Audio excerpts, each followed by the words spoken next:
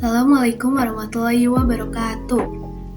Halo semuanya, perkenalkan nama saya Nadia Rahmatika, saya dari kelas 12 IPA 5. Di sini saya akan menjelaskan tentang energi potensial listrik dan kapasitor.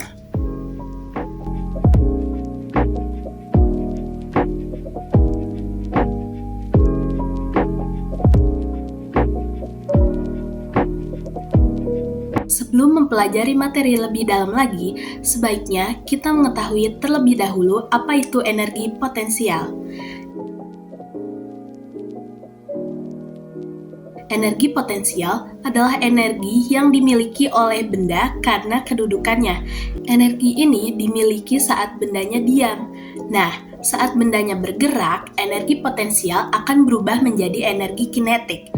Contoh benda-benda yang memiliki energi potensial adalah kelapa di atas pohon dan busur yang akan dilepaskan dari panahnya. Energi potensial dibagi menjadi 3 macam, yaitu energi potensial gravitasi, energi potensial pegas, dan energi potensial listrik. Pada kesempatan kali ini, kita akan mempelajari salah satu jenis energi potensial tersebut, yaitu energi potensial listrik. Energi potensial listrik adalah besarnya energi untuk memindahkan muatan uji dari satu titik ke titik tertentu. Nah, besarnya energi potensial listrik tiap satuan muatan disebut potensial listrik. Energi potensial listrik merupakan besaran skalar. Secara matematis, energi potensial listrik dirumuskan sebagai berikut. EP sama dengan K dikali Q1 dikali Q2 dibagi R.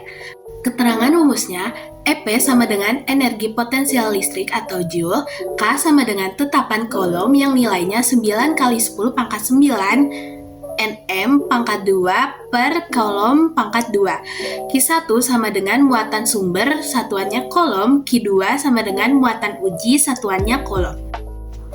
Diketahui dua buah muatan A dan B memiliki jarak sebesar 2 meter. Muatan A memiliki Q sebesar positif 10 mikrocoulomb, sementara muatan B memiliki Q sebesar negatif 4 mikrocoulomb. Berapa perubahan energi potensial muatan B ketika bergerak ke muatan A? Diketahui muatan A sama dengan 10 positif dikali 10 pangkat min 6 coulomb. Muatan B sama dengan negatif 4 dikali 10 pangkat min 6 coulomb. Konstanta coulomb sama dengan 9 dikali 10 pangkat 9 Nm pangkat 2 coulomb pangkat min 2. Ditanya, perubahan energi potensial muatan B ketika bergerak ke muatan A adalah, jawab, EP sama dengan K dikali Q1 dikali Q2 dibagi R.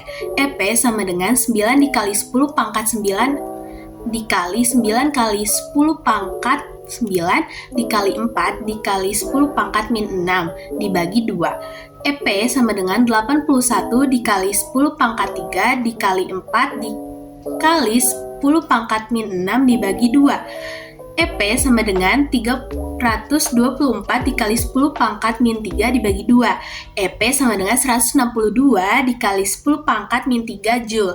Jadi perubahan energi potensial listrik muatan B menuju ke muatan A berkurang sebesar 162 dikali 10 pangkat min 3 Joule.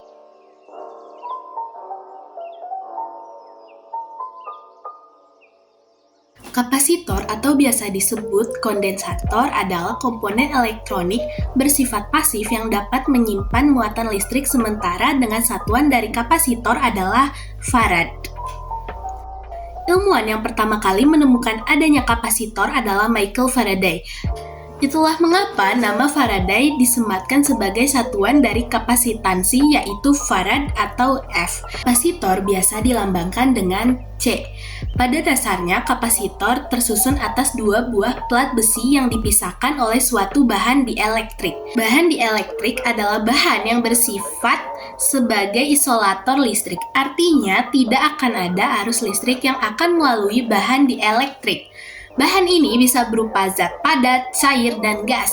Energi yang disimpan dalam kapasitor dapat disalurkan ke berbagai alat. Pada bagian dalam kapasitor itu dapat kita gambarkan seperti 2 plat yang disusun berhadapan atau 2 plat yang disusun seperti obat nyamuk.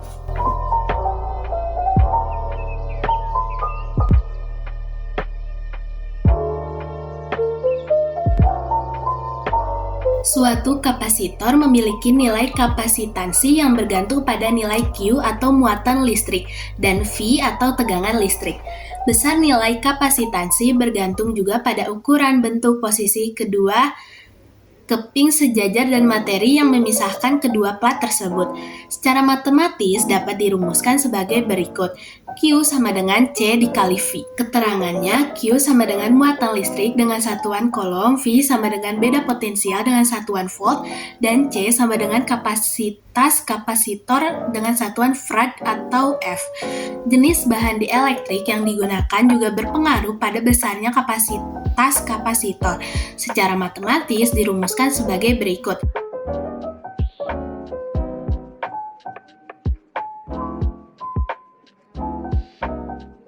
Bahan dielektrik selain udara gunakan persamaan berikut. C sama dengan K dikali C0.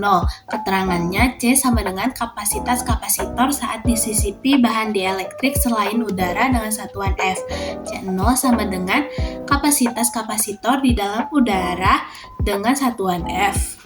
Dan K yaitu konstanta dielektrik yang nilainya lebih dari sama dengan 1. Kapasitor menyimpan energi dalam bentuk medan listrik. Besar energi atau W yang tersimpan pada dapat dicari menggunakan rumus W sama dengan setengah dikali Q pangkat 2 per C sama dengan setengah Q dikali V sama dengan setengah C dikali V pangkat 2. Dengan W sama dengan jumlah energi yang tersimpan dalam kapasitor dengan satuan Joule. Adapun susunan rangkaian kapasitor. Susunan rangkaian kapasitor dibagi menjadi dua, yaitu susunan seri dan susunan paralel. Muatan listrik atau Q pada susunan seri sama dengan Qs sama dengan Q1 sama dengan Q2 dan sama dengan Q3. Muatan listrik atau Q pada susunan paralel sama dengan QP atau Q paralel sama dengan Q1 ditambah Q2 ditambah Q3. Beda potensial atau V pada rangkaian seri sama dengan Vs sama dengan V1 ditambah V2 ditambah V3. Sedangkan beda potensial atau V pada susunan paralel sama dengan Vp sama dengan V1 sama dengan V2 sama dengan V3. Kapasitansi dengan satuan kolom pada susunan seri sama dengan 1 per Cs sama dengan 1 per C1 ditambah 1 per C2 ditambah 1 per C3. Sedangkan di susunan paralel, kapasitansi sama dengan Cp sama dengan C1 ditambah C2 dan ditambah C3. 5 buah kapasitor memiliki kapasitas yang sama, yaitu 3 mikrofarad. Jika kelimanya disusun secara paralel lalu dihubungkan dengan beda potensial 4 volt, berapakah besarnya muatan listrik yang tersimpan di dalamnya? Diketahui C1 sama dengan C2 sama dengan C3 sama dengan C4 sama dengan C5 itu adalah 3 mikrofarad. V sama dengan 4 volt ditanya Q. Penyelesaiannya, C total sama dengan C1 ditambah C2 ditambah C3 ditambah C4 dan ditambah C5. 3 ditambah 3 ditambah 3 ditambah 3 ditambah 3 sama dengan 15 mikrofarad. Selanjutnya tentukan besar muatannya. Q sama dengan C dikali V yaitu 15 dikali 4 sama dengan 60 mikrofarad. Mungkin sekian yang dapat saya sampaikan. Mohon maaf apabila ada salah kata atau salah penjelasan. Terima kasih atas perhatiannya. Wassalamualaikum warahmatullahi wabarakatuh.